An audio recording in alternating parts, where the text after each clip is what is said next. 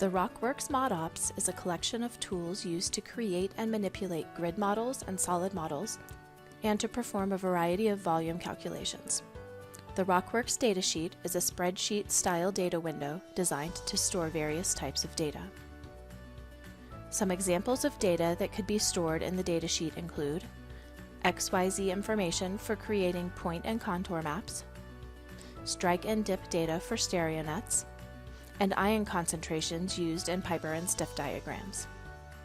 This video will cover what goes into RockWorks projects and the steps you will take to create a contour map and 3D surface. The first step in using RockWorks is to create a RockWorks project. This is where your RockWorks data files will be stored, as well as any diagrams, grids, and models that are created based on your data. To create a new project, go to Project Folder, New. Here you can create a new directory or choose to use an existing folder. During the creation of a RockWorks project, you'll be prompted for the project coordinates and units. Once your project is set up, you can copy and paste data into the datasheet or import it from a variety of file types.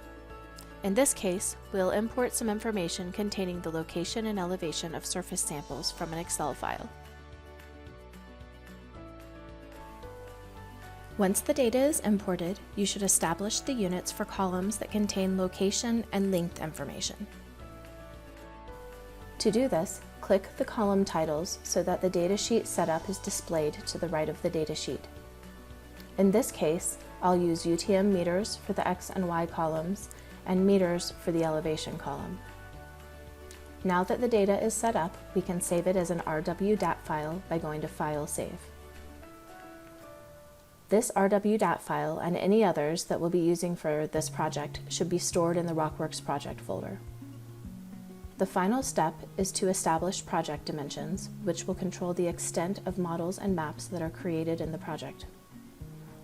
I'll use the Scan Datasheet option to scan the data in the easting, northing, and elevation columns. We're finally ready to create a map. To create a grid-based contour map, go to Grid, XYZ to Grid.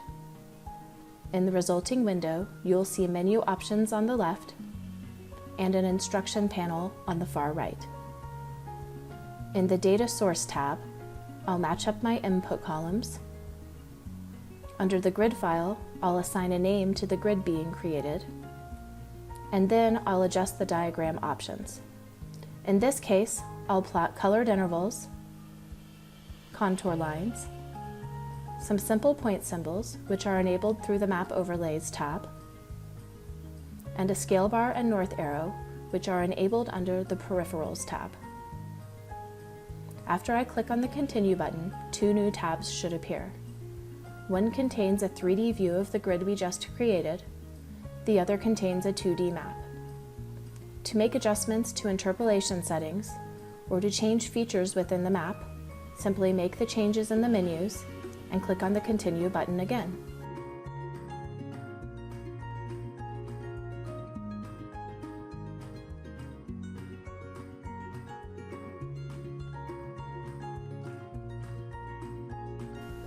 The changes should be reflected in new tabs. The old tabs will stay open so that you can compare results. I can save both 2D and 3D diagrams in the project folder, which is also where the grid file will be saved. All these files can now be accessed through the project manager, which I've docked here on the left side of the window.